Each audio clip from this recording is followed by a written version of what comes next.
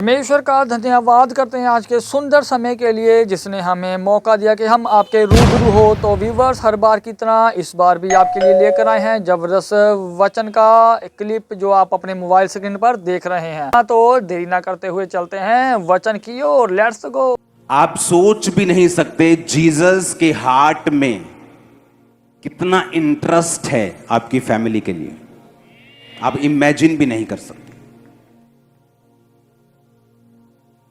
यूहन्ना 1:41, उसने सगे भाई शमौन से मिलकर उससे कहा, हमको ख्रिस्त अर्थात मसीह मिल गया। पतरस के भाई ने जाकर उससे बोला, अभी भी खुदावंद ने कहा था ना कि तुम कुछ को बचाओगे वो तुमसे भी अधिक धर्मी रूहें बचाएं। पतरस ने अपने भाई से अधिक काम किया है, पर उसको बचाया किसने है? उसके भाई ने। उसका भाई जाके अपने घर जाके बोलता है कि हमें ख्रिस्त मिल गया है, आ जाओ। परमेश्वर इंटरेस्टेड है आपकी फैमिली में। दोस्त बदल सकते हो, परिवार नहीं बदल सकता। बेस्ट फ्रेंड चेंज हो सकता है, बाप चेंज नहीं हो सकता। बेस्ट फ्रेंड एक गाली निकाल दे, ऐसी बात कर दे जो दिल को चुभ जाए, चेंज हो जाता है। बाप वैसी 100 बातें भी करे तो चेंज नहीं हो सकता। तो यीशु मसीह को मालूम है तुम सब कुछ बदल सकते हो, लेकिन अपना परिवार नहीं बदल सकते। और तुम्हारा आनंद अधूरा है जब तक तुम्हारा परिवार मसीह में नहीं होता। आज हैरानी की बात यह है कि जब कोई शरीर में मर जाता है तो लोग रोते हैं, पर उनकी अपनी फैमिली में अगर कोई आत्मा में मरा हुआ है वो रोते नहीं। तो नहीं अपनी मर्जी आ काके दी असी नहीं पार पाई दा। काश तुम्हें पता हो कि आत्मिक मौत शारीरिक मौत से ज्यादा दर्दनाक और रोने का कारण है। आप में से कितने लोग हैं कि अपने आत्मिक मरे हुए मां भाई बहन के लिए रोकर प्रार्थना की हो, प्रभु इन्हें लेके आ। क्योंकि हमें आत्मिक चीजों की वैल्यू नहीं मालूम, इसीलिए शरीर में हम संघर्ष कर रहे हैं। आज कौन शरीर में संघर्ष कर रहा है? फाइनेंस में कौन संघर्ष कर रहे हैं? कौन शरीर में, कौन बीमारियों के साथ, कौन फैमिली ट्रबल्स के साथ संघर्ष कर रहा है? वो जिनको स्पिरिचुअल चीजों की वैल्यू नहीं मालूम। तो अगर मैं बचा तो परमेश्वर चाहता है मेरा घराना बचे। और मैं आपसे पूछता हूं, आपके चाचा चाची, ताया ताई, मम्मी पापा, भाई बहन अगर नहीं बचे तो मैं पूछता हूं कितने दिन आपने उनके लिए रोकर प्रेयर की है कि वो बचाए जाएं?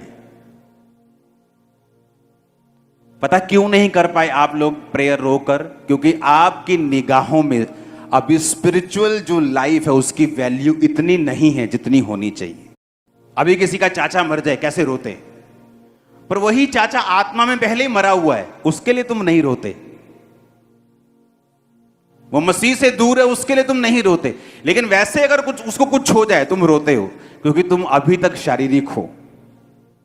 शरीर में रोना बुरी बात नहीं, कोई छोड़ के चला जाए उसके लिए रोना बुरी बात नहीं, लेकिन आत्मा में उसका दुख ना मनाना यह बुरी बात है।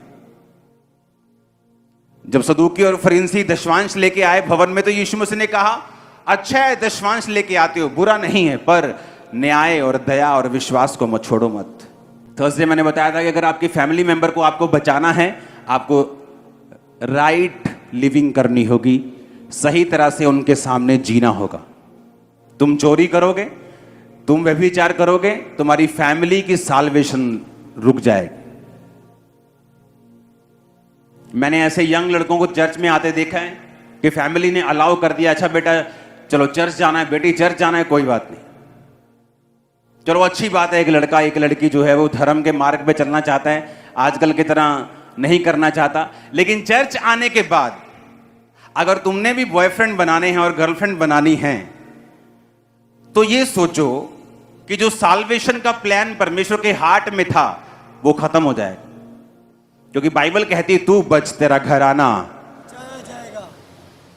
अब वो बाप जो तुमको चर्च में भेजता है, जब वो देखता है कि तुम चर्च जाकर उल्टा काम करने लगे, तो तुम उसके बैक स्लाइड होने का और अपने बाप का मसीह में कभी ना आने का कारण बन जाओगी और परमेश्वर से हमेशा के लिए श्राप कमा लोगी। मसीह एक चैलेंजिंग लाइफ है, तुम्हारे पास एक चैलेंज है। अब तुम्हें यह बताना है कि मैं मसीह में हूं और इसकी वजह से मैं बरकत पाऊंगा, आशीषित होऊंगा, आगे बढ़ूंगा। आप समझ रहे मेरी बात के नहीं? तो वो तब होगा जब तुम लोग परमेश्वर में सही चलोगे, परमेश्वर तुम्हारी जिंदगी में बरकत देगा, तुम्हारी फैमिली फर्क नोट करेगी कि अब ये बंदा आगे से सुधरा हुआ है, इसकी जिंदगी में बरकत है, इसकी लाइफ में कुछ अलग हो रहा है। क्यों ना हम भी इसी परमेश्वर को माने जिस परमेश्वर को ये मान रहा है। इसलिए जब तुम मसीह में आती हो तो टेस्टिमनी को लेना एक चैलेंज है, एक जरूरत है कि खुदावन काम कर मेरी लाइफ में, ताकि मैं अपने परिवार को गवाहियां दे सकूं। क्योंकि आपने इसे चैलेंज के रूप में नहीं लिया, आपने चुनौती के रूप में नहीं लिया।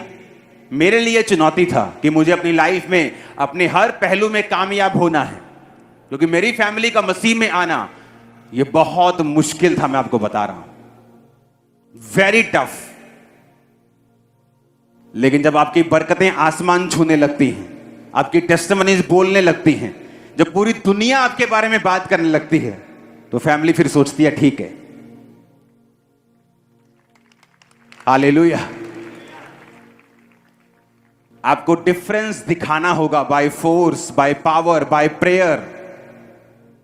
यह आपके लिए चैलेंज है और आपको मालूम है अगर आप राइट नहीं जिए तो परमेश्वर आपको छुएगा नहीं।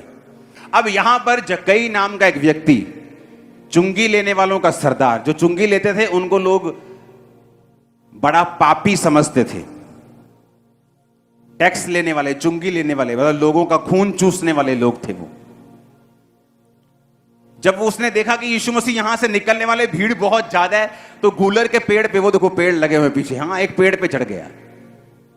और यीशु मसीह जब निकल रहे थे तो बाइबल कहती प्रभु यीशु मसीह ने कहा, हे जक्कई नीचे आ जा, आज मुझे तेरे घर में जाना जरूर। यीशु मसीह ने जक्कई से कभी मुलाकात नहीं की थी, उसको जानते नहीं थे, लेकिन उसका नाम लेके बोला कि नीचे आ जा। और बाइबल कहती जब वो यीशु मसीह के उसके घर जा रहे थे, लोग बोले अरे ये तो पापी के जहां जा पड़ा। तो यीशु ने समझाया कि वैध भले चंगों को नहीं, बीमारों को जरूरी है। चर्च किन लोगों के लिए है? अच्छे वालों के, धर्मियों के लिए, जो सुधरे हुए हैं उनके लिए?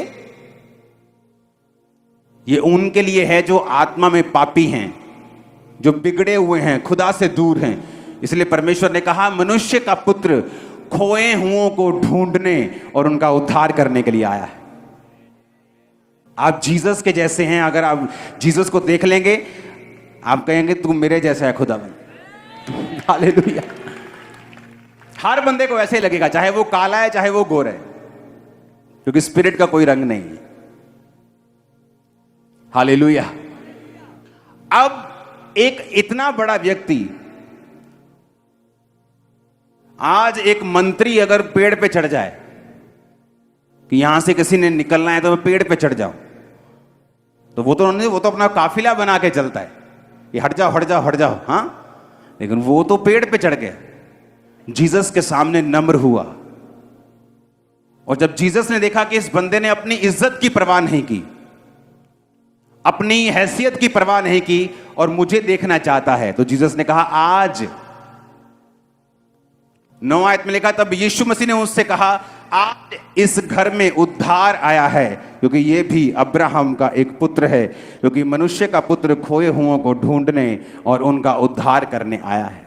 परमेश्वर का धन्यवाद करते हैं जो महाराजाओं का राजा है। तो व्यूअर्स, मुझे उम्मीद है कि ये वाली कलेक्शन भी आपको बेस्ट लगी होगी और मिलते हैं नेक्स्ट वीडियो में। तब तक के लिए मैं अपने आप को और आपको परमेश्वर की ग्रेस में छोड़ता हूँ और मिलते हैं नेक्स्ट वीडियो में। तब तक के लिए सबको जय मसीह।